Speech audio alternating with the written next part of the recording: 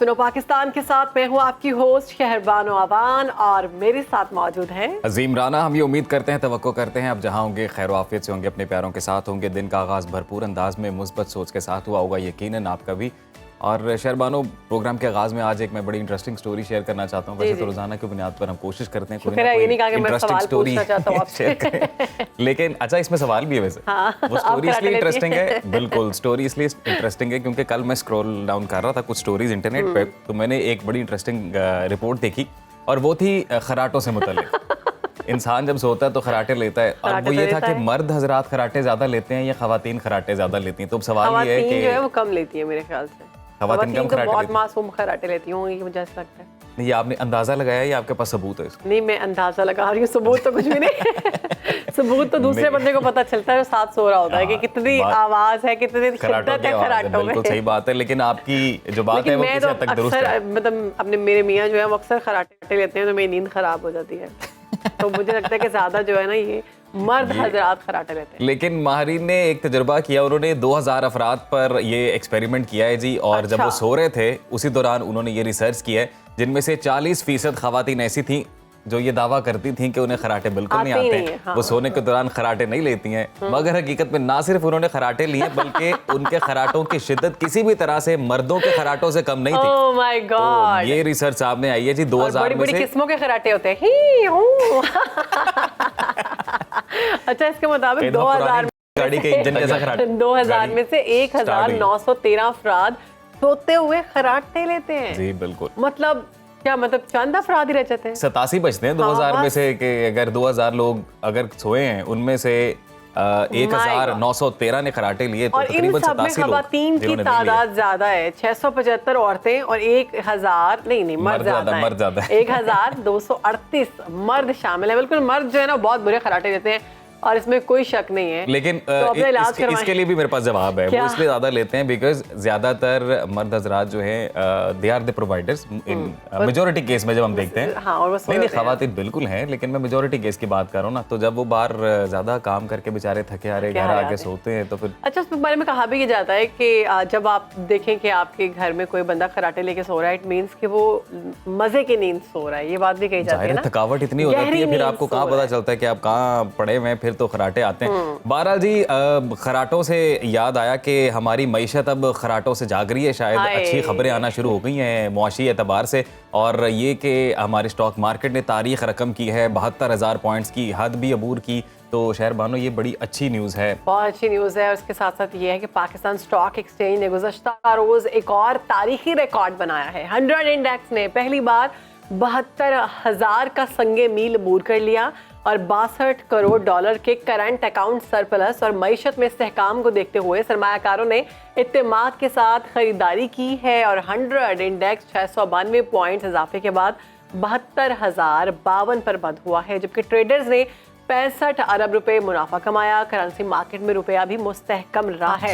تو it's a good news. اور انشاءاللہ ہم یہ امید کر رہے ہیں کہ آنے والے دنوں میں ہماری معیشت مزید بہتر ہو. ابھی جو ہمارے برادر اسلامی ممالک ہیں ان کے ساتھ جو معاہدے طے ہو رہے ہیں وہ بھی رنگ لائیں گے، تو انشاءاللہ مزید اکانومی بہتر ہوگی. پھر اوبویسلی ہے تو کڑوی بات ہے، لیکن IMF بیل آؤٹ پیکج بھی ہے، تو ہوپ فلی کہ اکانومی ہماری بہتر ہوگی.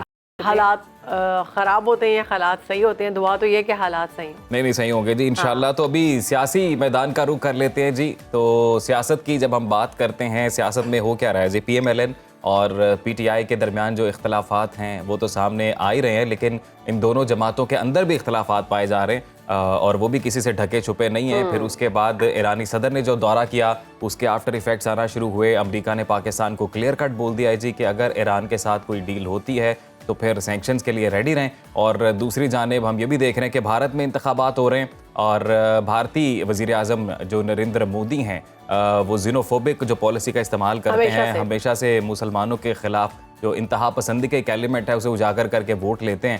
تو یہ بھی معاملہ چل رہے ہیں. اس تمام صورتحال پر بات کرتے ہیں. بالکل جی. سینئر سیاستدان زعیم قادری صاحب نے ہمیں جوائن کیا. گڈ مارننگ سر، کیسے ہیں آپ؟ Good morning to you both. السلام علیکم، کیا حال چال ہے؟ وی آر گڈ سر، آپ بتائیں. اللہ کا شکر. زعیم قادری صاحب، ابھی جیسے کہ عظیم نے کہا کہ بھارت میں انتخابات کا سلسلہ جو ہے وہ شروع ہونے والا ہے، تو وہ مودی کی تو ہمیشہ سے جو سارے ووٹرز ہیں وہ مسلمانوں پر ظلم و بربریت کی وجہ سے ہی بنے ہیں.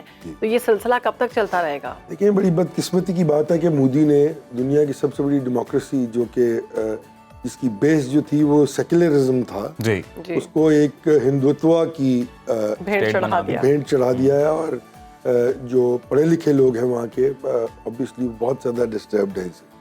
وہ ریئیکشنری ہو کر ووٹ نہیں دے پاتے کیونکہ نیچے پبلک جو ہے اس کو اس نے ریلیجیسلی موٹیویٹ کر کے.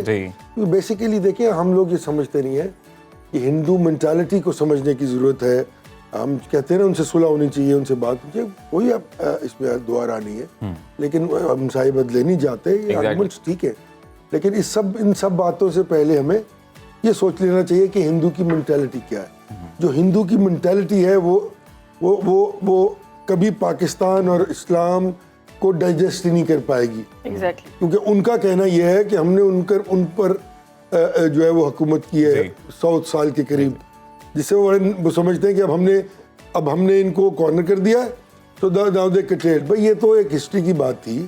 تم نے اگر خطے میں رہنا ہے تم اپنے ہمسایوں کے ساتھ مل جل کر رہو تاکہ تمہارا بھی فائدہ ہو, اور خطے ڈیولپ کرتے ہیں, ملک ڈیولپ کی. یہ جو ایکسٹریمسٹ ایک ایلیمنٹ ہے وہ میرے خیال سے ہر طرف ہی اس وقت پایا جاتا ہے, ہر ملک میں کوئی نہ کوئی ایکسٹریمسٹ ایلیمنٹ ہے. انڈیا میں تو بائی فورس امپلیکیٹ ہو رہا نا. جی وہ باقاعدہ وہ جو ایگریشن ہے, وہ جس کو آپ کہہ لیں کہ جو ٹیررسٹ تنظیم جو ہے SSR جو ہے RSS جو ہے اس کے تھرو وہ گورنمنٹ میں آئے ہیں, تو وہ اگر دین کو بے جا لوگوں پر نہ تھوپیں اور ایسے لوگوں کو جو بات کرتے ہیں ایک آزاد ہندوستان کی ایک اسموتھ سائیکولوجیکل ایٹیٹیوڈ کے ساتھ چلنے والے ہندوستان کی, اور خاص طور پر وہ سیکولر ہندوستان جس کی دھوم پوری دنیا میں تھی, اس کا اس کو انہوں نے جنم حاصل کر لیا. ان کے فاؤنڈنگ فادرز بھی جو چاہتے تھے وہ سب نہرو, گاندھی, آج بھی صرف BJP وہ جماعت ہے جو بائی پروڈکٹ ہے RSS کی, ادروائز تو باقی تمام پولیٹیکل پارٹیز جو ہیں وہ جو ہے وہ سیکولرزم میں بلیو کرتی ہیں. زعیم صاحب یہی سوال, اور اس کے بعد پھر ہم دیگر ایشوز کی طرف آئیں گے. ون لاسٹ کویشچن وہ یہی کہ جو سین ایلیمنٹس ہیں دونوں بارڈرز کی جانب جب ہم بات کرتے ہیں, ایکسٹریمزم کو نکال دیا جائے تو جو سین ایلیمنٹس ہیں ان کو اتنی پاپولیرٹی کیوں نہیں مل پاتی؟ کیونکہ ہمسایہ ممالک کے ساتھ اچھے تعلق ہونا بھی ضروری ہے. بزنس کی جب ہم بات کرتے ہیں تو انڈیا ایک نو ڈاؤٹ بڑی اکانومی ہے, تو بجائے کہ وار ان کے ساتھ رہے اس میں حالات ظاہر ہے وہ زیادہ خراب ہوتے ہیں. اگر آپ پیسفل رہیں اور اکانومی گرو کرے تو یہ زیادہ بہتر نہیں ہے؟ نہیں, یہ باتیں بالکل ٹھیک ہیں آپ کی, بٹ سب سے بڑی بات تو یہ ہے کہ جو بھارت کا کشمیر پر قبضہ ہے اس کے بارے میں بات ہونی چاہیے. ایک پلیبسائٹ جس کی اجازت دی گئی تھی, اور UN چارٹر میں کیٹیگوریکلی لکھا ہے کہ ان کو اجازت ہے اپنی زندگی کا فیصلہ خود کریں. تو اگر حد دھرمی کی بات ہے تو بھارت حد دھرمی کا ماسٹر ہے, ہر وقت حد دھرمی کرتا ہے. ہم نے تو ہمیشہ صلح کی بات کی ہے, ہم نے ہمیشہ خطے میں امن کی بات کی ہے, اور پاکستان کی تمام تر حکومتوں نے جو ہے وہ اس کی کوشش کی ہے کہ خطے میں امن قائم رہے. جب بھی جنگ انسٹیگیٹ کی گئی, ہم پہ مسلط کی گئی ہے, ہر بار جنگ مسلط کی گئی ہے, اور ہم نے ہمیشہ کوشش کی ہے کہ ہم صرف ڈیفنس تک جائیں. اور وہ ایگریشن ہم نے جب دکھایا تو آپ نے دیکھا نا کہ وہ کوشش کی انہوں نے پچھلے دنوں, وہ ایک صاحب جہاز لے کے آ گئے تھے, تو پھر وہ تو مطلب ابھینندن, اور اس کے بعد اتنے, میں لفظ استعمال نہیں کرنا چاہتا, بے شرمی کی انتہا ہے کہ اس شخص کو سب سے بڑا لیونگ ایوارڈ دے دیا انہوں نے. انہیں چائے بڑی اچھی لگی. یہ تو اصل میں وجہ یہ تھی کہ زعیم صاحب انہوں نے اپنی فلمیں, بالی ووڈ کی فلمیں جو ہے نا وہی دیکھی ہیں, تو اسی کو انہوں نے سٹوری بنا کر آگے پیش کر دیا. ان کو کیا پتا کتنی مار کوٹ پڑی ہے, وہ تو ساری دنیا نے دیکھا. جنریشن وارفیئر جس کا بڑا ذکر ہوتا ہے, اس میں ان کا بہت حصہ ہے, کیونکہ وہ اس میں بہت آگے ہیں, IT میں فلمیں بنانے میں بہت آگے ہوں. آپ شکر ہوا کہ ہمارے لوگوں نے وہ یہاں پہ چینلز بند کیے ہیں جہاں پہ وہ انڈین فلمیں دکھا کے ہمارے بچوں کو اپنی ذہنی طور پہ جو ہے وہ مقید کر رہے تھے. تو ان چیزوں کا خیال رکھنا چاہیے, ہمیں بھی ہونی چاہیے CBMs. میں اس کے خلاف نہیں ہوں, میں جنگ کے حق میں بھی نہیں ہوں, جنگ کسی چیز کا حل نہیں ہے. بٹ تھنگ از آپ کو اپنی انٹیگریٹی, اپنی سوشل مورل ویلیوز, اپنی ریلیجیس ویلیوز کا خیال رکھنا ہے. اور وہ نہتے کشمیری بیچارے جن کو روز جو ہے وہ میسیکر کیا جاتا ہے, جینوسائیڈ ہوتا ہے وہاں. بالکل سر آگے کوئی نہیں بولتا دنیا میں، اس لیے کہ وہ ایک بڑی پاور ہے اور سب ان کے لیکن پاکستان کو بھی کریڈٹ جاتا ہے، کشمیر کو اس پہ زندہ رکھنے والا بھی پاکستانی. بالکل، پاکستان زندہ باد. زندہ باد. رحیم قادری صاحب، اب ایرانی صدر جو پاکستان پہنچے تھے، دورے کے حوالے سے بات کر لیتے ہیں. تو امریکہ نے پاکستان سے کہا ہے کہ اگر آپ نے کوئی تجارت بڑھائی ایران کے ساتھ تو آپ پر بھی سینکشنز لگ سکتی ہیں، سامنا کرنا پڑ سکتا ہے.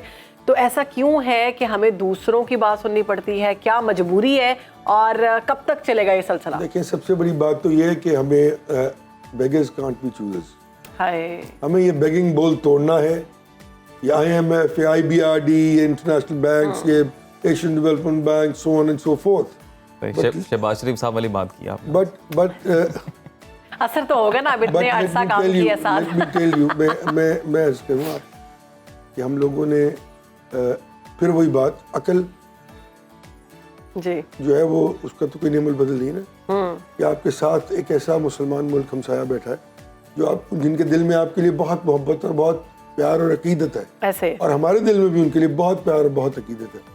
اور اس کے علاوہ بھائی، اگر آپ ان کے ساتھ اپنی ٹریڈ کھول دیں تو آپ کا انرجی بل جو ہے، جو آپ کا انرجی بل ہے انٹرنیشنلی ڈالرز میں، وہ کم از کم 30 سے 40% کم ہو سکتا ہے اور آپ کی اکانومی کا ایک ٹرن راؤنڈ ہو سکتا ہے. رحیم قادری صاحب اسی وقت ہمیں جوائن کیا ہے پیپلز پارٹی کے سینئر رہنما ہے فیصل کریم کنڈی صاحب. بہت شکریہ آپ کا. کنڈی صاحب کیسے ہیں آپ؟ بالکل ٹھیک ٹھاک. السلام علیکم. وعلیکم السلام. کنڈی صاحب، کل وزیر اعظم نے دورہ کیا ہے کراچی کا، اور وزیر اعظم منتخب ہونے کے بعد پہلا ان کا دورہ ہے یہ کراچی کا. سنا ہے کافی لمبی فہرست مطالبات کی رکھی گئی پیپلز پارٹی کی جانب سے وزیر اعظم کے سامنے. تھوڑی ہمارے ساتھ بھی شیئر کریں، اور کیا اختلافات ہیں صوبے اور وفاق میں؟ بسم اللہ الرحمن الرحیم. دیکھیں، پرائم منسٹر کا پہلا وزٹ منتخب ہونے کے بعد کراچی کا تھا. باقی صوبوں میں انہوں نے وزٹ کیا تھا، سندھ کا وزٹ رہ رہا تھا، کراچی کا خاص کر. تو اس میں صوبائی حکومت نے ڈیفینیٹلی جو مسائل ہیں، چیزیں ہیں، فیڈریشن کی طرف سے کچھ ایسے کام ہیں کہ جو فیڈریشن کے لیول کے، کچھ ایسے ہیں جن کا صوبے اور مرکز میں کولیبریشن سے چیزیں ہونی ہیں. تو اس حوالے سے انہوں نے بات کی، انہوں نے بزنس کمیونٹی سے بھی بات کی.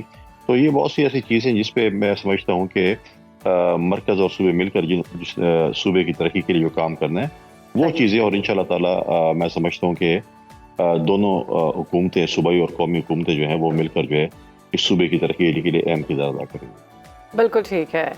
تو کنڈی صاحب، اب بتایا جا رہا ہے کہ معاملات تھوڑے جو ہیں وفاق کے اور صوبوں کے آپس میں تھوڑے خراب ہیں. تو یہ جو ریلیشن شپ ہے، کیا یہ بہتر ہوگا؟ دورے میں کوئی ایسی بات ہوئی؟ سچ کوئی مجھے تو نہیں، میڈیا آپ لوگوں سے کہہ رہا ہوں کہ خراب ہے، لیکن ایسے کچھ بڑے اچھے ماحول میں گفتگو ہوئی، چیزیں ہوئی. آپ خراب کرانا چاہتے ہیں تو اور بات ہے، لیکن سر ہم کیوں خراب کریں گے؟ سر ہم تو دعا کرتے ہیں کہ معاملات سیٹل ہوں، ہمیں بھی کوئی سکون کا سانس ملے، کوئی تھوڑی مہنگائی کم ہو، کوئی تھوڑے بینیفٹس ملیں. تو ہم تو وہ بات کر رہے ہیں جو ہم تک پہنچتی ہیں. نہیں، سچ کوئی ایسی بات نہیں ہے. اور ہمارا جو ہے وہ لیزون صوبے اور مرکز کا جو ہے وہ بہت اچھا ہے، اور مل کر انشاءاللہ صوبے کی ترقی کے لیے کام کریں گے. چھوٹے موٹے اگر ایسی کوئی بات چیت ہو، کوئی ایسی سنجیدہ بات نہیں ہے جس سے ہمیں کوئی بہت زیادہ شکایت ہوں وفاق سے. کچھ ہوگا، شکایت ہوگی تو آپ سے. وزیر اعظم کی جانب سے یہ کہا گیا کہ اب ملک کو جب رائٹ ٹریک پر لے کے جانا ہے تو کچھ سخت فیصلے کرنے پڑیں گے. تو جو سخت فیصلے ہوں گے ظاہر ہے پھر ان کے اثرات بھی آتے ہیں. تو کیا پیپلز پارٹی ساتھ ہوگی ان سخت فیصلوں میں حکومت کے؟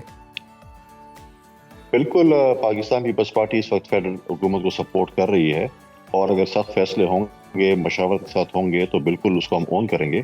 اور ہمیں بھی سننے مل رہا ہے کہ سال ڈیڑھ کے سخت فیصلے ہوں، اس کے بعد لوگ برداشت کر لیں گے.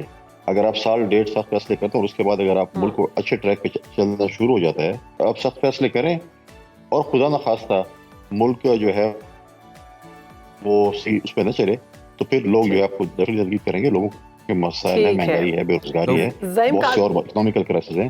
ہمارے صوبوں میں خاص کر خیبر سخت فیصلے کر پائیں گے شہباز شریف جب خود رانا ثناء اللہ صاحب کہہ رہے ہیں کہ جو بھی ذمہ داری ہے وہ عائد نہیں ہوتی ہے، کیونکہ نواز شریف صاحب وزیر اعظم تو یہ بڑی سمپل بات ہے جی کہ فینومینا بڑا کیٹیگوریکل ہے کہ یہ جو کولیشن گورنمنٹ ہے لیڈ بائی PMLN، تو اس کا اونس تو سارے کو لینا پڑے گا نا.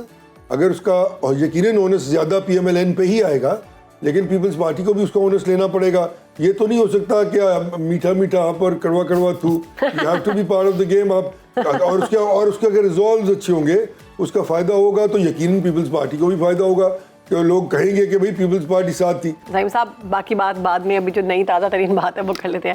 مریم نواز صاحبہ جو پریڈ پہ گئی ہیں, یونیفارم پہنا ہے پولیس آفیسر والا, کیسا لگا؟ میرے خیال میں قانونی طور پہ پتہ نہیں, میں چیک کہ اجازت ہے ان کو اس بات کی کہ نہیں, لیکن یہ میرے خیال میں ذرا تھوڑا سا اوور ڈو کر گئی ہیں. اوتھ لینا چاہیے تھا ان کو, ان بچیوں سے جن کو پاکستان کی قوم کی ان بچیوں سے جن کو بھی موقع ملا کہ وہ پاس آؤٹ ہو رہی ہیں اور اپنے زندگی کے سفر کا آغاز کر رہی ہیں, اور ان کی باقاعدہ ان کو بڑی اچھی بات ہے, حوصلہ افزائی ہوتی ہے. پر قانونی طور پہ مجھے نہیں پتا کہ چیف منسٹر کو وردی پہنی چاہیے یا نہیں پہنی چاہیے. یہ کوئی اتنا اچھا آئی ڈونٹ نو, کچھ لوگ مذاق اڑائیں گے اس پہ, کوئی کچھ کہے گا کوئی کچھ کہے گا, تو یہ ڈفرینٹ اوپینینز آئیں گے. تو میرے خیال میں اگر تو خبروں میں رہنے کا یہ ایک طریقہ ہے تو پھر تو ہو سکتا ہے ان کے لیے ٹھیک ہو.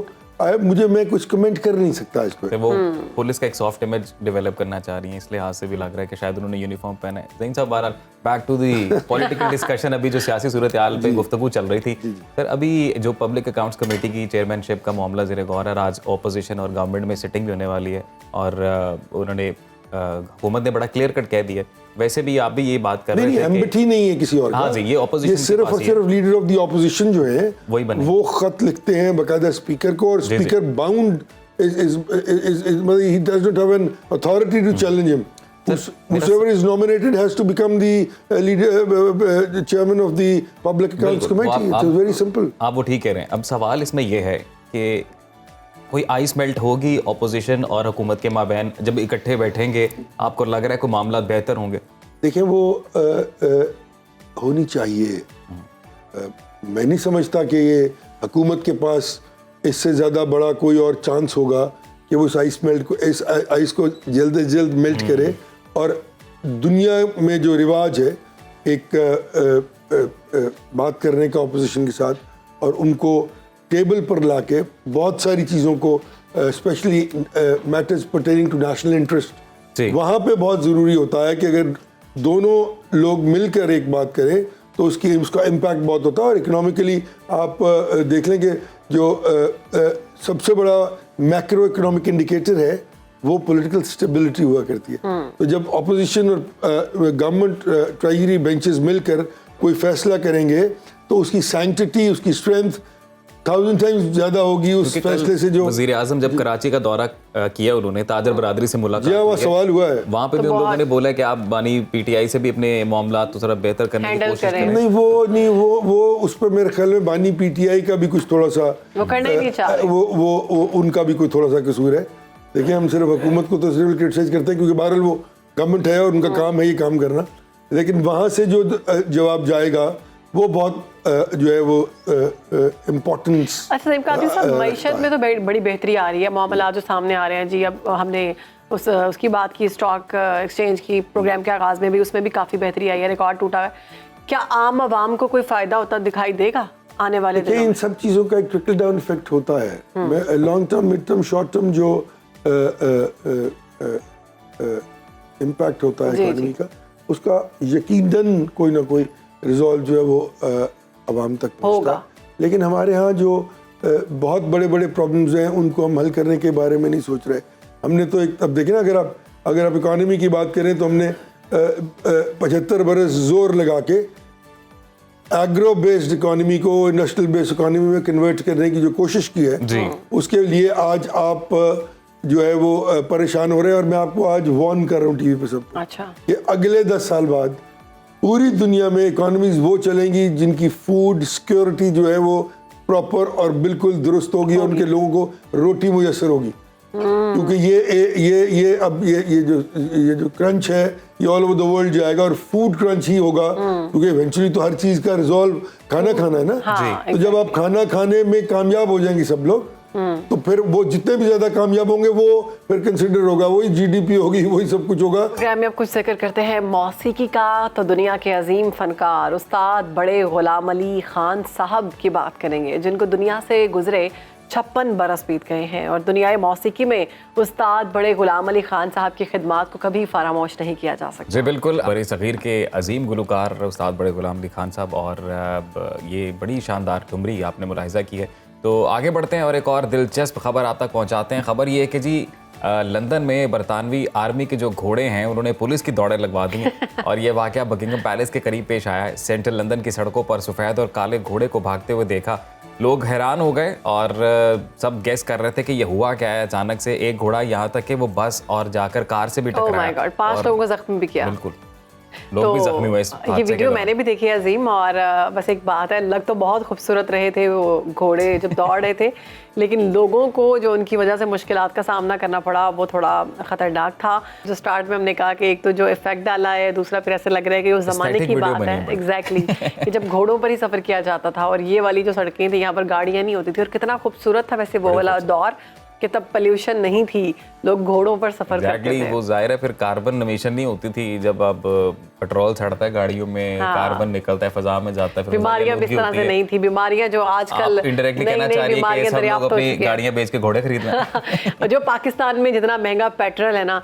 वाकई अब ये दिल करता है कि गाड़ियां बेचकर या तो साइकिलों पे आ जाएं या घोड़ों पे आ जाएं। वैसे घोड़े बहुत महंगे हैं। तो मैं कह रही थी बीमारियां अजीम उस वक्त इतनी नहीं थी। जी जी जी। अब चूंकि जैसे जैसे टेक्नोलॉजी आ रही है उसके इफेक्ट्स भी हैं, साइड इफेक्ट्स सामने आ रहे हैं, बीमारियां सामने आ रही है। पहले कभी ऐसे सुना था कि कभी ही कोई बच्चा बीमार होता था, अब हम देखते हैं कि आए रोज बच्चों को वो वाली बीमारी सामने आ रही होती है जो कभी बूढ़ों को हुआ करती थी। डायबिटीज के बारे में बात कर लेते हैं कि ज़्यादातर यंगस्टर्स जो हैं वो इसका शिकार हो रहे हैं। क्यों हो रहे हैं, क्या वजूहात हैं? हमारी खुराक में मसला है, लाइफस्टाइल में मसला है। और पाकिस्तान का शुमार दुनिया भर में जो डायबिटिक लोग हैं उनमें तीसरे नंबर पर पाकिस्तान है इस वक्त। और पाकिस्तानी बच्चों में डायबिटीज़ का मर्ज़ क्यों बढ़ रहा है, तो इसकी इलामात के बारे में भी बात करते हैं और ये क्यों होता है इस हवाले से भी ऑब्वियसली बात करेंगे। एंडोक्रिनोलॉजिस्ट डॉक्टर मतीन मुनीर उथियाना साहब आज हमारे साथ मौजूद हैं, तो उनसे बात करते हैं। डॉक्टर साहब, वेलकम टू सुनो पाकिस्तान, कैसे हैं आप? अस्सलाम वालेकुम जी, thank you so much, thank you for giving me a chance to be here again. Doctor साहब, बात ये है कि नौजवान और बच्चे ये भी आजकल हम देख रहे हैं कि इनमें भी डायबिटीज़ बढ़ती जा रही है, तो क्या वजूहात हैं और सिम्टम्स क्या हैं सर? जी, जैसे आपने कहा कि अब से 20-25 साल पहले जब हम डायबिटीज़ का सोचते थे तो हम बड़ी उम्र के लोगों की बात सोचते थे, मिडिल एज लोगों की। लेकिन अनफॉर्चुनेटली पिछले 20-25 साल में बच्चों में और यंगस्टर्स में, यानी कि under the age of 20 diabetes की जो है इंसिडेंस वो बहुत बढ़ता जा रहा है। कि हमारे नाजरीन हमें देख रहे हैं, हम थोड़ा सा उनको एजुकेट भी कर रहे हैं, जो हमारा मकसद है इस शो का, और वो ये है कि डायबिटीज़ की 2 इकसाम हैं। एक होती है टाइप 1 डायबिटीज़ और एक है टाइप 2। जी, टाइप 1 जो है ये 10% लोगों को होती है, यानी कि इसकी जो है मिकदार वो कम है पॉपुलेशन में। इसमें ये होता है कि जिस्म इंसुलिन पैदा करना बंद कर देता है। जो पैंक्रियास या लुबलुबा है जहाँ पे इंसुलिन पैदा होती है, वहाँ पे कुछ ऐसा डैमेज होता है कि इंसुलिन की प्रोडक्शन ख़त्म हो जाती है। तो एक तो बच्चों में ये है, लेकिन इसका इंसिडेंस कोई ख़ास नहीं बढ़ा, ये तकरीबन उतना ही है क्योंकि इसकी कॉजेज जो है वो ऑटो इम्यून है। लेकिन जिस किस्म की डायबिटीज़ की तादाद या इंसिडेंस बढ़ रहा है उसे हम कहते हैं टाइप 2 डायबिटीज़। और टाइप 2 डायबिटीज़ की बुनियादी कॉज उसमें इंसुलिन की प्रोडक्शन तो हो रही होती है, लेकिन वज़न बढ़ने या मोटापे की वजह से वो इंसुलिन उस तरह काम नहीं करती और ज़्यादा मसले आ रहे हैं उसकी वजह से। तो अब क्योंकि यंगस्टर के बच्चों में मोटापे का इंसिडेंस बढ़ता जा रहा है तो उसके साथ साथ टाइप 2 डायबिटीज़ भी बढ़ती जा रही है। डॉक्टर साहब, अगले सवाल से पहले एक अनाउंसमेंट बस कर दें अपने नाजरीन के लिए कि वो इस सेगमेंट के दौरान कॉल भी कर सकते हैं। टेलीफोन नंबर टीवी स्क्रीन पर आएगा अभी, और आप इस मर्ज से रिलेटेड कोई क्वेश्चन करना चाहें, डॉक्टर साहब मौजूद हैं। बिल्कुल जी, कर सकते हैं आप कॉल। अच्छा डॉक्टर साहब, सवाल ये है कि कौन सा ऐसा एज ग्रुप है जो इसका ज़्यादा मुतासिर हो रहा है, और दूसरा कि ऐसी कौन सी चीज़ें हैं जो हमें इस तरफ लेकर आ रही हैं? हमें हमारा लाइफस्टाइल ख़राब है, हमारा खाना ख़राब है, या फिर कौन से ऐसे एस्पेक्ट हैं इसकी? जी, इसमें देखें जो 10 to 20 ईयर्स का ग्रुप है वो सबसे ज़्यादा इसमें अफेक्ट हो रहे हैं। और डायबिटीज़ या टाइप 2 डायबिटीज़ चाहे बच्चों में हो चाहे बड़ों में हो, उसके बेसिकली अंडरलाइन एक तो जेनेटिक्स है, यानी कि अगर आपके पेरेंट्स में से एक पेरेंट को डायबिटीज़ है या डायबिटीज़ है तो 25% आपका रिस्क बढ़ जाता है डायबिटीज़ होने का। और अगर दोनों पेरेंट्स को है तो यही रिस्क बढ़ के 50% हो जाता है। तो एक तो जेनेटिक्स है, लेकिन जेनेटिक्स तो हम चेंज नहीं कर सकते। लेकिन जो चीज़ हम चेंज कर सकते हैं वो है लाइफस्टाइल। यानी कि दूसरा जो कंपोनेंट जो चेंज हो रहा है वो हमारी लाइफस्टाइल है। अब लाइफस्टाइल को भी हम 2 हिस्सों में डिवाइड कर लेते हैं, एक है डाइट और एक है फिजिकल एक्टिविटी। लेकिन डाइट के हवाले से भी हमारी डाइट में भी पिछले 15-20 साल में बहुत चेंज आई है। पहले फास्ट फूड का इतना रुझान नहीं था, आमतौर पे खाना घर पे ही खाया जाता था, اور کہیں باہر بھی پکنک کے لیے لوگ جاتے تھے تو وہ ٹفن میں کھانا ساتھ لے گئے تھے. اب یہ ہوتا ہے کہ فاسٹ فوڈ ریسٹورینٹ پہ آپ رکتے ہیں اور وہاں سے کھانا لے کے چلے جاتے ہیں. تو دیکھیں کبھی کبھی تو اس طرح کی باہر کی آؤٹنگ اور انجوائمنٹ ٹھیک ہے, لیکن وہ کھانا جو ہے ایک تو ہائی کیلورک فوڈ ہوتا ہے جو برگرز ہیں اور اس طرح کے فوڈز ہیں, فاسٹ فوڈ جسے ہم کہتے ہیں. پھر اس میں بیوریجز بھی آ جاتی ہیں ساری کولڈ بیوریجز, یہ ہائی کیلورک فوڈز ہوتے ہیں, اس میں کیلریز کی مقدار بہت زیادہ ہے. دوسرا اس میں نیوٹریشن بھی کم ہوتی ہے. تو پیرنٹس جو سن رہے ہیں ان کو میرا یہی پیغام ہے کہ جو بھی خوراک بچوں کو پسند ہے, ایون اگر ان کو برگر کا شوق ہے, پیزا کا شوق ہے, کوشش کریں کہ گھر پہ وہ کھانا تیار کریں, کیونکہ جو انگریڈینٹس آپ یوز کریں گے اس میں نیوٹریشن زیادہ ہوگا. ڈاکٹر صاحب پاکستان اتنے رسکی فیکٹر میں کیوں ہے, پاکستان نمبر 3 پہ کیوں ہے؟ بیکاز یہ فاسٹ فوڈ جنک فوڈ وغیرہ تو دنیا بھر میں کنزیوم کیے جا رہے ہوں گے, یہاں پر اتنی تعداد کیوں زیادہ ہے؟ بہت ہی اچھا کویشچن ہے اور یہ ہمارے سب کے لیے ہیلتھ کیئر پرووائڈرس کے لیے بڑا کنسرننگ ہے. دیکھیں ایک تو جینیٹکلی جو ساؤتھ ایشین پاپولیشن ہے, کیونکہ آپ نے پاکستان کو بتایا نمبر 3 پہ, انڈیا بھی ہمارے قریب ہے, وہ چوتھے 5ویں بلکہ وہ 2nd نمبر پہ, وہ ہم سے بھی آگے. چائنا ہے, اس لسٹ میں زیادہ کنٹریز ساؤتھ ایشیا اور مڈل ایسٹ کے ہیں. تو genetically we are more prone to type 2 diabetes یا موٹاپا. دوسرا مجھے خود یاد ہے کہ جب ہم بچے تھے تو اس وقت تو یہ فاسٹ فوڈ تھا ہی, تو ایک جو چینج آئی ہے سوسائٹی میں, ایک تو بیوریجز کی اویلیبلٹی بڑھ گئی ہے. دیہاتوں میں پہلے جب کوئی مہمان آتا تھا تو اس کو لسی, فزیکل لائف بھی ہماری تھوڑی سی ڈسٹرب ہوئی. تو ڈاکٹر صاحب ایک کالر ہمارے ساتھ موجود ہے, ان سے بات کر لیتے ہیں. صفیہ لاہور سے بات کر رہی ہیں. السلام علیکم, کیا سوال ہے آپ کا؟ مجھے ابھی 2 ماہ سے پتہ چلا ہے کہ میں شوگر ہے مجھے. اچھا. بھی کر رہی ہوں اور قسم کی دوائی بھی لے رہی ہوں اور ورزش بھی روٹین کے مطابق میں نے چھوٹی چھوٹی طرح نہیں کرتی تھی, کم کرتی تھی, لیکن کر رہی ہوں. وہ اپنی چیزیں زیادہ خاص فرق نہیں پا رہا. صبح سے خالی پیٹ سے کرو تو 320, رات کو چلے تو 400. یہ مسئلہ صفیہ آپ کی مجھے سمجھ نہیں آ رہی. جو میں سمجھ سکی ہوں وہ یہ ہے کہ آپ کی شوگر جو ہے 2 مہینے پہلے ڈائگنوز ہوئی ہے اور آپ کی شوگر جو ہے وہ کم نہیں ہو رہی. نہیں کم نہیں ہو رہی, بس یہ مسئلہ ہے. چلیں ٹھیک ہے, آپ سوال جو ہے آپ کا ہو گیا. صفیہ اپنی ایج بتا دیں, پھر ڈاکٹر صاحب سے اس کی ریمیڈی بھی پوچھتے ہیں. ٹھیک ہے, میرے خیال سے کال کٹ کی ہے. ڈاکٹر صاحب کہہ رہی ہیں کہ 2 مہینے پہلے ڈائگنوسس ہوا ہے اور اس کے بعد ابھی تک کم نہیں ہو رہی, میڈیسن لے رہی ہوں. بالکل, اور اس میں شاید وہ یہ بھی کہہ رہی تھی کہ واک بھی کر رہی ہیں, لیکن اس کے باوجود دیکھیں یہ تو پیشنٹ ٹو پیشنٹ ویری کرتا ہے. تو ان کو کسی بھی اچھے اپنے قریب جو انڈوکرینالوجسٹ ہیں ان کو دکھانا ہوگا. اس میں ایک تو ان کی میڈیکیشنز ہم ریویو کریں گے کہ ہو سکتا ہے ان کی میڈیکیشن ناکافی ہو, اس کو بڑھائیں گے. دوسرا تھوڑا سا ان کو ڈائٹ پہ ریکمینڈ کریں گے. جیسے آپ نے ڈائٹ ہی پہ ہماری بات رکی تھی کہ جو دوسرا کمپوننٹ ہے تو اس پہ ہم بات کر لیتے ہیں. کہ دوسرا جو ڈائٹ کے علاوہ فزیکل ایکٹیویٹی کی ہم بات کر رہے تھے, تو ایک تو ان کو ڈائٹ کی احتیاط کرنی ہے صفیہ کو, اور دوسرا صفیہ آپ کی شوگر ابھی صرف 2 ماہ پہلے ڈائگنوز ہوئی ہے. اس کو ہم کہتے ہیں ونڈو آف اپرچونٹی. ابھی آپ کی نئی ڈائبٹیز ڈائگنوز ہوئی ہے, آپ ویٹ لاس پہ فوکس کریں, مناسب ادویات استعمال کریں. تو good news for Safia and people with new onset diabetes is کہ یہ ریورس بھی ہو سکتی ہے. ڈاکٹر صاحب میرا سوال اسی سے ریلیٹڈ تھا بالکل, کہ جو امید کی ایک کرن ہے, کیونکہ کہا یہ جاتا ہے کہ ڈائبٹیز ان امراض میں سے ہے کہ جو ریورس نہیں ہوتی, تو اس کو کیسے کنٹرول کیا جا سکتا ہے؟ بالکل یہ مس انفارمیشن ہے. دیکھیں جو بھی ہمارے ناظرین سن رہے ہیں, جو نیو آنسٹ ڈائبٹیز ہے یعنی کہ ڈائبٹیز کو ہوئے ابھی 5 سال سے کم کا عرصہ ہوا ہے, وہ مریض اگر اپنا وزن کم کر لیں, لائف سٹائل مناسب استعمال کریں, پھر ہمارے پاس اب بہت سی نئی ادویات آ گئی ہیں. ڈائبٹیز سے بہت چینج آئی ہے. ہمارے پاس کچھ ایسے انجیکشنز آ گئے ہیں. ایک 1 ویک انجیکشن ہوتا ہے جس سے وزن بھی کم ہوتا ہے, شوگر بھی کنٹرول ہوتی ہے.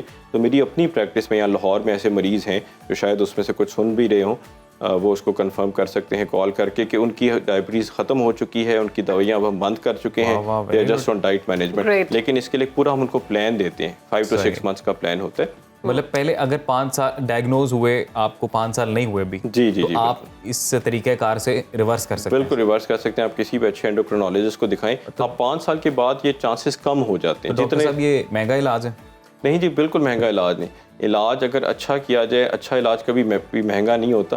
اگر آپ کسی مستند ڈاکٹر کو دکھائیں, لیکن اس میں پیشنٹ کی موٹیویشن بہت ضروری ہے. دیکھیں ڈائبٹیز ایسی بیماری ہے کہ جس میں موٹیویشن اور پیشنٹ کی اپنی انوالومنٹ, وہ پیشنٹ جو ہمارے پاس آتے ہیں کہ موٹیویٹڈ ہیں کہ ڈاکٹر صاحب ہم نے اس بیماری سے جو ہے وہ بالکل نجات حاصل کرنی, جان چھٹانی ہے, تو ان کو پھر موٹیویشن ہم دیتے ہیں کہ ٹھیک ہے, ہم آپ ورک ود اس, آپ ہمارے ساتھ کام کریں with the right medication and life style modification, انشاءاللہ آپ کی ڈائبٹیز ریورس. ایک اور کالر ہمارے ساتھ موجود ہیں, عظمت لاہور سے ہی ہیں. عظمت السلام علیکم, کیا سوال ہے آپ کا؟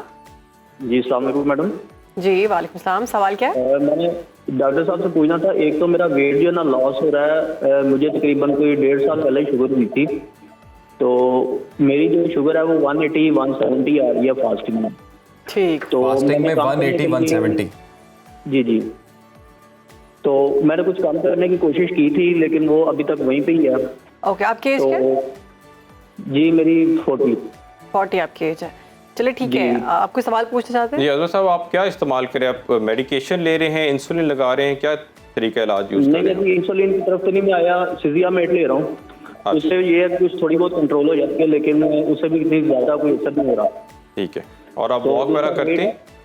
जी जी जी, मेरा कोई काम भी फिजिकल है, मैं मैकेनिकल टेक्नीशियन हूँ। अच्छा माशाल्लाह। तो उसमें हमारी काफी जो है ना वो वर्जिश टाइप तो हो जाती है, उसमें वर्जिश का तो कोई इशू नहीं है। ठीक है, मैं आपको देता हूँ। चलिए ठीक है, आप प्रोग्राम देखिए, आपको बताते हैं कि क्या करना है आपको। एक तो वेरी क्विकली, क्योंकि पेशेंट्स सुन रहे हैं कि शुगर होनी कितनी चाहिए, वो लोग जिनको डायबिटीज़ हो चुकी है, तो फास्टिंग जैसे आपने नोटिस किया 170 to 180, तो टारगेट है 80 to 130, जो अमेरिकन डायबिटीज़ एसोसिएशन है जिसके टारगेट्स हम फॉलो करते हैं। खाली मैदे शुगर 8 से 10 घंटे के फास्ट के बाद 80 से 130, और खाने के 2 घंटे बाद अगर चेक की जाए वो 180 से कम होनी चाहिए। तो इनके अजमत साहब की भी अभी ये बिल्कुल बेसिक मेडिकेशंस पर हैं, तो इनकी दवाइयाँ एडजस्ट होने वाली हैं और मेडिकेशन हम ऐड करेंगे। इनका जो वज़न कम हो रहा है ये भी कई दफ़ा एक अलामत हो सकता है अनकंट्रोल डायबिटीज़ का, या वो लोग जिनको नहीं है ज़ियाबीतस, अगर किसी पेशेंट का भी, किसी भी इंसान का वज़न बिला उसकी बगैर एफर्ट के कम हो रहा है, तो this could be a sign of diabetes. अच्छा, ये तो ब्लेसिंग नहीं है? नहीं जी, ये वज़न कम करने का गलत तरीका है, क्योंकि उसमें फिर मसल वेस्टिंग भी हो रही होती है। जब हमारे पास आते हैं न्यू ऑनसेट डायबिटिक्स, तो वो कमज़ोर हो चुके होते हैं, तो वज़न को हमने कम करना है, लेकिन फैट टिश्यू को कम करना है, मसल्स को नहीं। हाँ बिल्कुल ठीक है। अच्छा, ये ग्रुप 1 ग्रुप 2 टाइप भी कहते हैं डायबिटीज़ की, ये क्या है? जी, जैसे हमने शुरू में भी बात की, सॉरी डॉक्टर साहब, एक और मुदस्सिर साहब हमारे साथ लाहौर से कॉलर हैं। अस्सलाम वालेकुम मुदस्सिर, कहिए क्या सवाल है आपका? जी वालेकुम अस्सलाम। सवाल सर ये है कि 8 साल का बेटा है मेरा जी, तो उसको शुगर हुई है तकरीबन 1.5 से 2 साल। सही। उसको 4 टाइम इंसुलिन लग रही है, उसके बारे में पूछना था। एक तो ये रिवर्स हो जाए, और दूसरा ये कि इंसुलिन का अगर पीरियड टाइम कम हो जाए, मतलब 4 की जगह 2 टाइम लगे। 4 साल का बेटा है आपका? 8 साल का। जी, और कौन सी इंसुलिन लगा रहे हैं मुदस्सिर साहब? रेगुलर जो है। अच्छा जी। अच्छा, आपका बेटा 8 साल का है या 4 साल का है? जी 8 साल का है। 8 साल, ठीक। चलिए आप प्रोग्राम देखें, फिर डॉक्टर साहब बताते हैं। जी, तो इनको जैसे उन्होंने बताया, तो ये टाइप 1 डायबिटीज़ है, जिसके बारे में अभी आपका सवाल भी था। तो टाइप 1 डायबिटीज़ में होता यह है कि अनफॉर्चुनेटली पैंक्रियास इंसुलिन पैदा करना बंद कर देते हैं, तो इन बच्चों को फिर उम्र भर, ये यकीनन एक चैलेंजिंग सिचुएशन है पेरेंट्स के लिए भी, बच्चों के लिए भी, कि उम्र भर इंसुलिन लगानी पड़ती है। इन्होंने सवाल पूछा कि क्या इसकी कोई रिवर्सल है। एज ऑफ टुडे अनफॉर्चुनेटली अभी हमारे पास कुछ ऐसी रिवर्सल का नहीं है। गो कि इस पर बहुत तहकीक हो रही है अमेरिका, क्योंकि आपको पता है कि मैं साल के कुछ महीने अमेरिका में काम करता हूँ, तो हम वहाँ पर उसका हिस्सा हैं, देखते हैं कि बहुत एडवांस रिसर्च हो रही है कि इंशाल्लाह अगले चंद सालों में कोई ना कोई उम्मीद की किरण निकलेगी। लेकिन एज ऑफ टुडे ये बच्चे को जो 4 दफ़ा इंसुलिन लग रही है, इसी को आप कंटिन्यू रखें, क्योंकि टाइप 1 में पेशेंट की शुगर बहुत ब्रिटल होती है, कभी बिल्कुल लो हो जाती है, कभी बहुत ज़्यादा 4 times a day. Ji, unfortunately अभी तो ऐसे ही उनको जारी रखना चाहिए, लेकिन अगेन क्योंकि हर पेशेंट की कुछ इंडिविजुअल चीज़ें मुख्तलिफ होती हैं, तो अगर आप चाहें तो किसी एंडोक्रिनोलॉजिस्ट को दिखा के मशवरा किया जा सकता है। हमारे पास ऑप्शंस हैं, हम 3 तक ला सकते हैं, कई केसेस में 2 तक भी ला सकते हैं, लेकिन we have to look at बच्चे का लाइफस्टाइल क्या है, स्कूल किस वक्त जाते हैं, स्पोर्ट्स करते हैं या नहीं करते, शुगर कितनी। इसी से रिलेटेड एक सवाल मैं पूछना चाहती हूँ कि हम सोशल मीडिया पर देखते हैं कि बाहर के जो बच्चे हैं शायद इसी चीज़ से गुजरते हैं, बहुत छोटे छोटे बच्चे भी, न्यू बॉर्न या फिर 6 माह के बच्चे को भी वो पैचेस लगा रहे होते हैं, वो यही होता है डायबिटिक? हाँ जी, यहाँ पे वो अवेलेबल है? बिल्कुल, बहुत अच्छा सवाल है। देखें, इसमें 2 चीज़ें हैं। एक को तो हम कहते हैं इंसुलिन पंप, जैसे इन्होंने कहा ना कि 4 दफ़ा इंसुलिन लगानी पड़ती है। पंप में होता है कि इंसुलिन भर दी जाती है और वो 3 दिन तक पंप खुद ब खुद इंसुलिन देता रहता है। तो बच्चे अमेरिका में जो हमारे पेशेंट्स होते थे, उनको तो हम वो पंप लगा देते थे। उससे ये है कि पैच की सूरत में जो लगता है, वो पैच में भी होता है और ट्यूब की सूरत में भी। दूसरी जो चीज़ है जो पाकिस्तान में भी अवेलेबल है, उसे हम कहते हैं कंटिन्यूस ग्लूकोज मॉनिटर। डॉक्टर साहब यहीं से बात आगे बढ़ाएंगे, हमारे साथ एक और कॉलर है मार्कस जान रावलपिंडी से। जी मार्कस, कहिएगा क्या सवाल है आपका? अस्सलाम वालेकुम सर। जी वालेकुम सलाम। सर मेरा ये सवाल है कि अक्सर ना ग्लूकोज जिनको होते हैं वो मीठा खाने के भी काफी ना शौकीन होते हैं, मीठा खाने के शौकीन। उनके लिए ना डॉक्टर साहब क्या एडवाइस करेंगे? नहीं मार्कस, आपका कोई डायबिटीज से, शुगर से रिलेटेड क्वेश्चन तो नहीं है कोई? आपको है कोई ऐसा मसला? अक्सर मैंने ना शुगर वालों को देखा है कि वो ना मीठा काफी खा रहे होते हैं। अच्छा, उनके लिए आप पूछ रहे हैं कि जो डायबिटिक पेशेंट है, एडवाइस करेंगे डॉक्टर? सही, ओके, आप प्रोग्राम देखें। جی آبویسلی جو ڈائبیٹکس ہیں ان کو ہم ریئلسٹک گولز دیتے ہیں. ہم انہیں یہ بھی نہیں کہتے کہ میٹھا بالکل بند کر دیں کیونکہ یہ لائف لانگ بیماری ہے, لیکن ہم انہیں کہتے ہیں کہ اس کی جو مقدار ہے اس کو ہم کہتے ہیں پورشن کنٹرول. یا میں اس کے لیے ٹرم یوز کرتا ہوں میٹھا کھائیں نہیں, میٹھا چکھیں. کہ تھوڑے سے 2-3 چمچ چکھ لیے, کیک کا آدھا پیس کھا لیا, مٹھائی کا ایک ٹکڑا کھا لیا, تاکہ وہ بالکل لیفٹ آؤٹ بھی نہ فیل کریں اور اس سے ان کی sugar negative impact. Once a week, once a month کیا ہونی چاہیے؟ یہ نہ کہ ونس اے ڈے ہو جائے. پورشن کتنا ہونا چاہیے؟ پورشن کتنا ہونا چاہیے؟ پورشن جیسے میں نے کہا جی, اگر تو کاربس کو کاؤنٹ کر سکیں وہ بھی ایک ٹیکنیک ہوتی ہے, تو 15 گرام کارب اس میں لے سکتے ہیں ایز اے اسنیک یا میٹھا. ورنہ سمجھ لیں مٹھائی کا ایک پیس لے لیا یا پھر آدھا پیس کیک کا لے لیا. بالکل ٹھیک. وہ پہلے والی بات کنٹینیو کریے گا. جی میں آپ کو بتا رہا تھا کہ پاکستان میں ہمارے پاس کنٹینیوس گلوکوز مانیٹر ہے. جو بھی ڈائبیٹک پیشنٹ اس بات کو سن رہے ہیں کہ الحمدللہ یہ ٹیکنالوجی پاکستان میں ہے, وہ ڈیوائس اس طرح بازو پہ لگ جاتا ہے اور وہ 2 ہفتے تک شوگرز کو کنٹینیوسلی مانیٹر کرتا ہے. ان مریضوں کو پھر اپنی فنگر اسٹک نہیں کرنی پڑتی, کیونکہ ذیابیطس کے مریض خاص طور پہ بچوں کی, کیونکہ آج بات کریں چھوٹے بچے کو کہنا کہ 3-4 دفعہ اس کی شوگر چیک ہو تو یہ لگ جاتا ہے, اور اس کو بچے کو صرف سکین کرنا پڑتا ہے. ایون وہ اسکول میں بیٹھا ہوا ہے, آپ ٹیچرز کو بتا سکتے ہیں. آپ نے اچھی بات کی کہ یہ ٹیکنالوجی پاکستان میں بھی ہے. الحمدللہ جی ہمارے بہت سارے بھی کالر ہیں. محمد رفیق صاحب, السلام علیکم. محمد رفیق کہیے کیا سوال ہے آپ کا؟ سر یہ میں نے شوگر کے بارے میں بات کرنی تھی ڈاکٹر سے. میرے کو 10 سال سے شوگر ہے. صحیح. تو یہ میں نا سٹاجن 1100 کھا رہا ہوں اور ایک اور ہے 2500 MB گولی, وہ کھا رہا ہوں, لیکن کھانے کے بعد شوگر پھر بڑھ جاتی ہے میری. کتنی ہو جاتی ہے؟ تقریباً 180, 90, 200 یہاں تک چلی جاتی ہے. آپ کی عمر کتنی ہے؟ میری عمر تقریباً 54 ہے.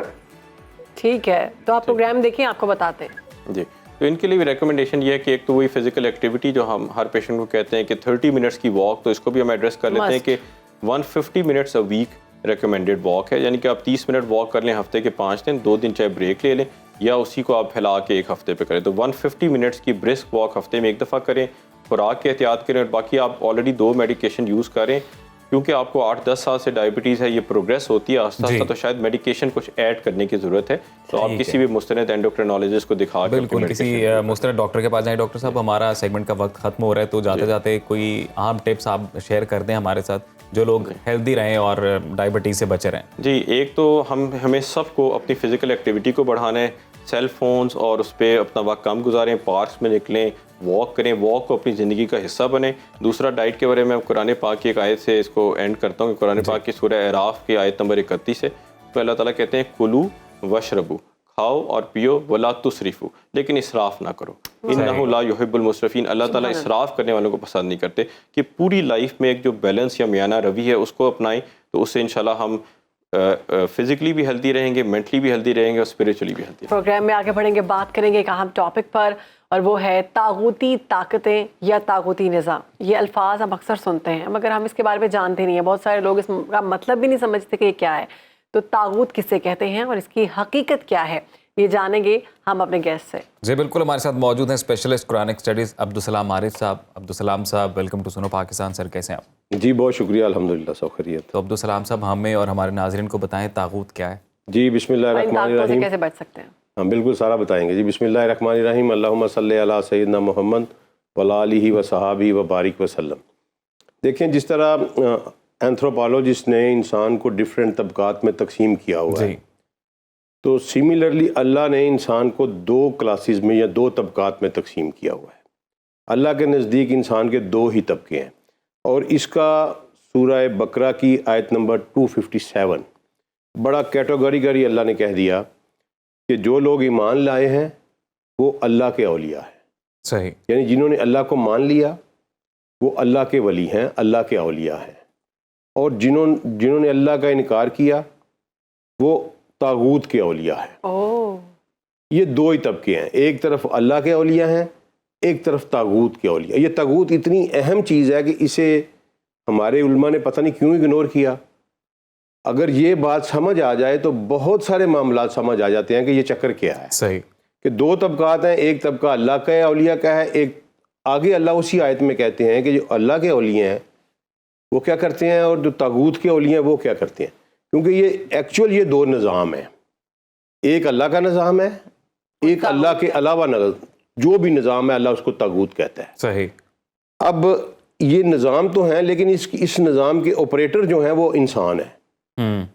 کوئی باہر سے اس کو آپریٹ نہیں کر رہا, انسان ہی ان دونوں نظاموں کو آپریٹ کر رہے ہیں.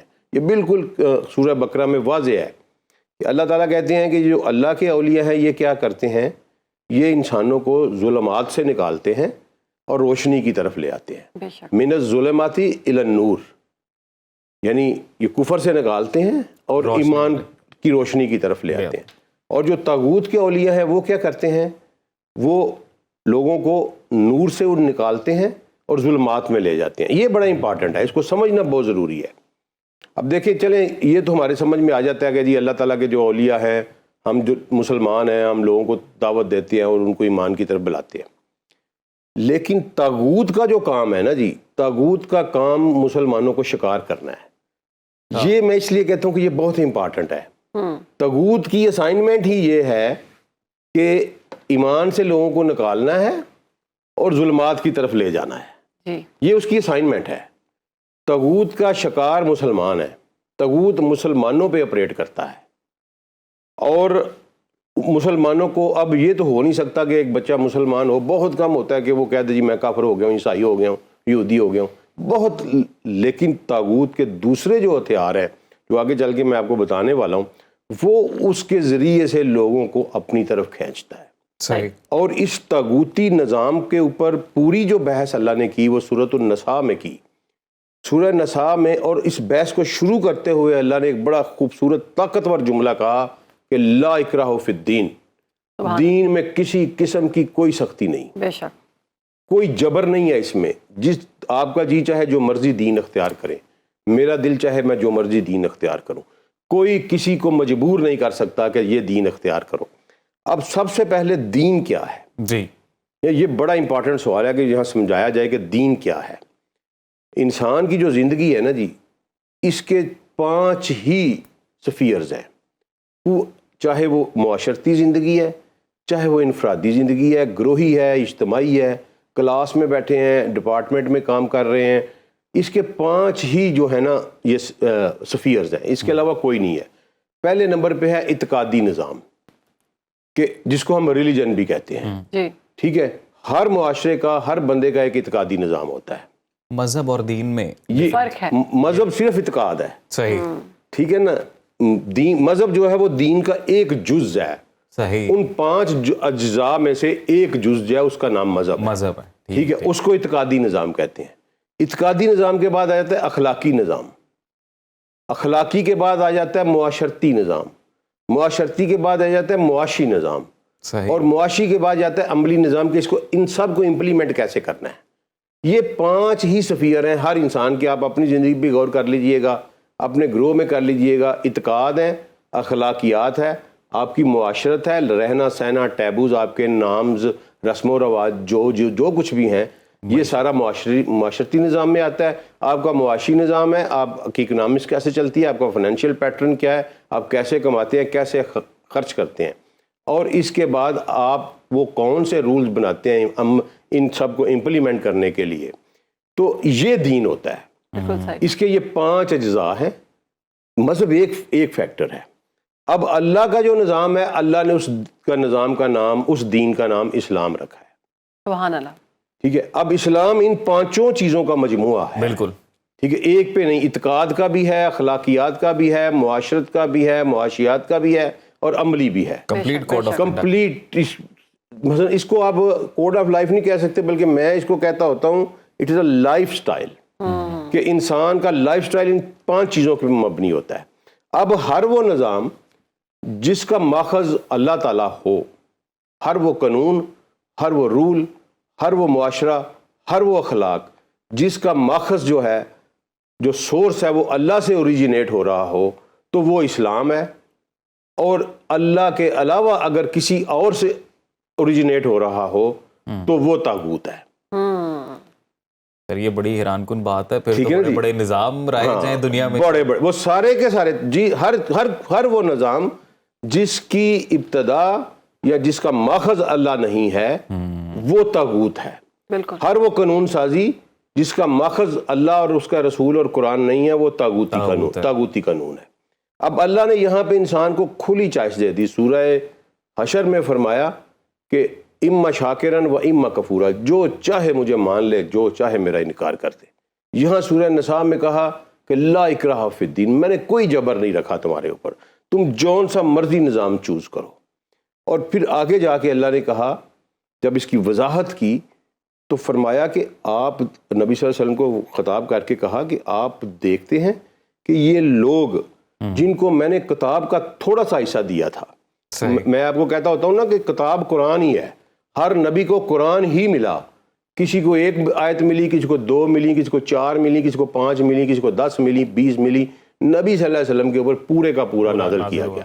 تو اللہ کہہ رہے ہیں کہ یہ آپ دیکھ رہے ہیں کہ یہ لوگ جن کو میں نے کتاب کا کچھ حصہ دیا, یہ جبت اور طاغوت کو فالو کرتے ہیں.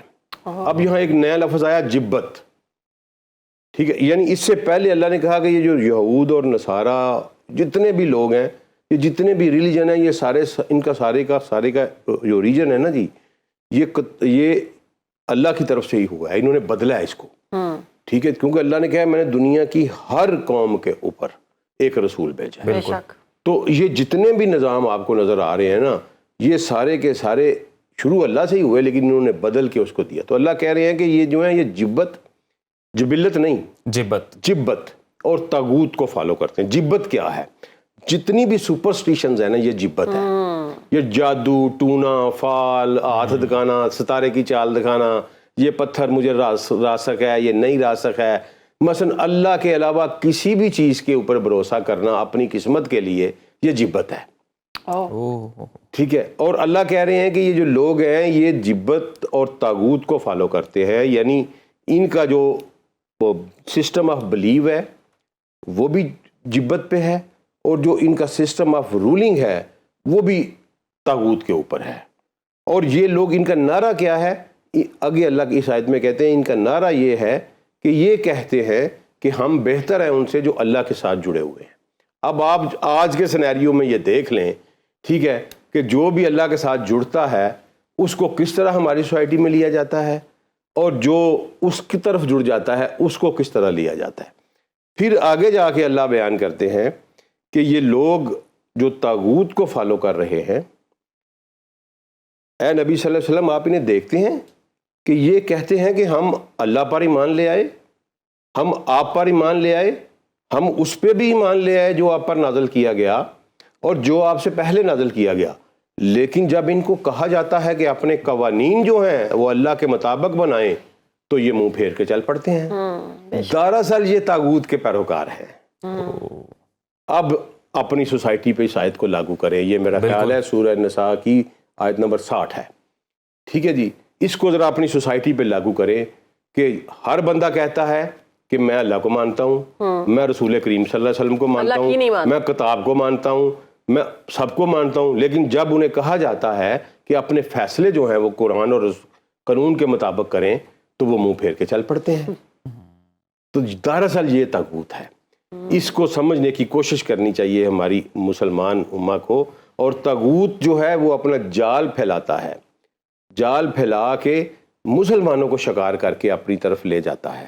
اور اسی کو آگے پھر اللہ تعالیٰ نے سورہ نحل میں بھی ایک آیت ہے طاغوت کے بارے میں, اس میں بھی اللہ نے یہی کہا کہ یہ جو طاغوت کے پیروکار لوگ ہیں اللہ تعالیٰ ان کو جو ہے وہ بری طرح عذاب دے گا. اور جو اجتناب کرتے ہیں طاغوت سے, اللہ نے کہا میں نے تمہیں حکم دیا ہے کہ طاغوت سے اجتناب کرو, اور جو طاغوت سے اجتناب کرتے ہیں اے میرے پیغمبر میرے ان بندوں کو میری طرف سے خوشخبری دے دیں. اب دیکھیں دنیا میں جتنے بھی نظام یہ ساری وہ جو 5 سسٹم ہے نا, میں نے اس کے بارے میں آپ کو بات کروں. صاحب سوری فار دی انٹرپشن, یہی سوال میرے ذہن میں آ رہا ہے کہ اب طاغوت کا جو راستہ ہے تو وہ پھر بہتر کا یا بہتری یا بھلائی کا راستہ تو نہیں رہا, کیونکہ اللہ تعالیٰ اگر تو کسی صورت میں بھی آپ بھٹک رہے ہیں. لیکن دنیا میں کئی اس وقت نظام ایسے رائج ہیں کہ جن کے بارے میں یہ کہا جا رہا ہے کہ وہ اپنے بہترین انداز میں نافذ کیے گئے ہیں اور وہاں کی سوسائٹی, وہاں کا معاشرہ سے فائدہ بھی بھرپور. یہی تو میں آپ کو کہہ رہا ہوں کہ سورہ نساء کی آیت نمبر 60 میں یہی تو اللہ کہہ رہے ہیں کہ یہ کہتے ہیں کہ یہ ان سے ایمان لانے والوں سے بہتر ہے. دراصل وہ بہتر نہیں ہے. اب دیکھیں طاغوت آپ کو شکار کیسے کر رہا ہے. طاغوت آپ کو لبرلزم سے شکار, لبرلزم طاغوت کا نعرہ ہے.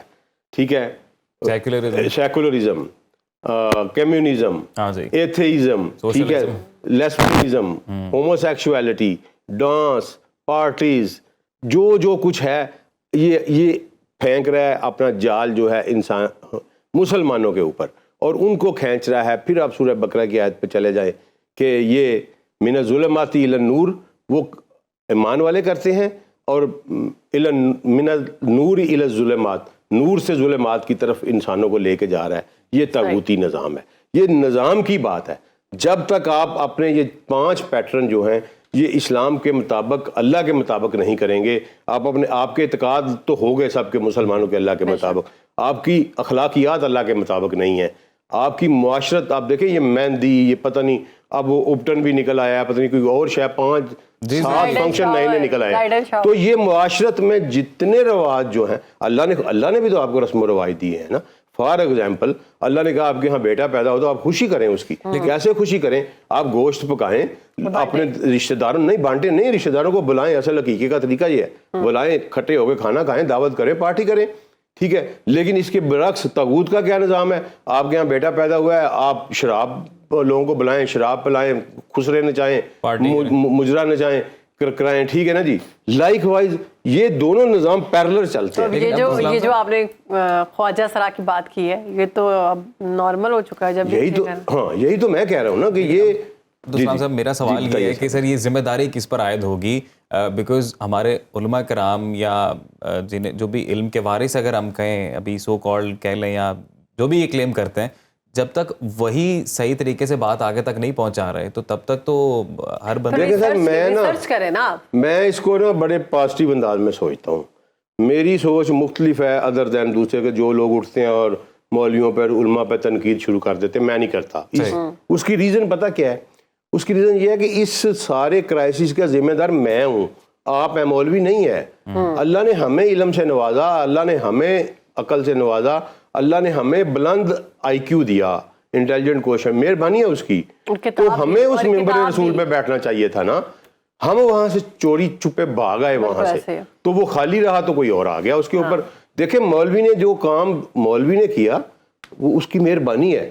ہر اس نے اذان برقرار رکھی آپ کے مساجد میں, اس نے جماعت برقرار رکھی آپ کی مساجد میں, اس نے لوگ آپ کے بچوں کے کانوں میں اذان, آپ کا جنازہ. عبدالسلام صاحب بہت شکریہ, آپ کا وقت جو ہے وہ ختم ہو چکا ہے ہمارے پروگرام کا. انشاءاللہ کل گفتگو کا سلسلہ جو ہے آگے بڑھائیں گے. آپ نے کل کا پروگرام بھی ضرور دیکھنا ہے. آپ سے کل ملاقات ہوگی. اللہ حافظ.